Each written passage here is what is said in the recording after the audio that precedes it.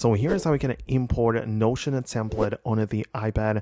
Let's begin right now. If you're new on the Foxtecc channel, most definitely subscribe to it, and I'm gonna make sure that you don't miss tutorials which are gonna helpful to you.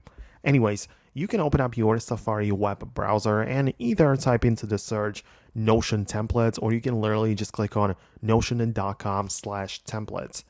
And you get to a place like this where you can essentially find all of the, templates of any kinds, like popular creators. So you can browse by categories like to-do lists or freelance templates, product, whatever it might be.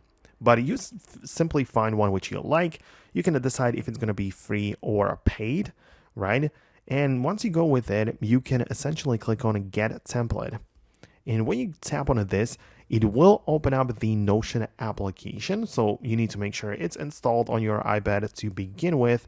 And you'll see that it might take a while perhaps, but it will eventually appear on your iPad right here.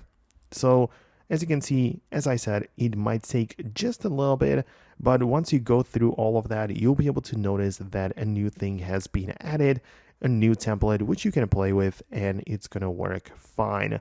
However, if you don't seem to make it work, you can basically just log in to the same account on your Notion through a computer or another device, just in case something gets stuck and whatnot.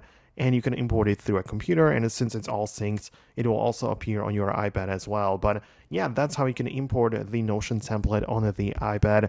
Let me know if it worked for you. Thanks a lot for watching, and I hope I get to see you later in the next tutorials as well.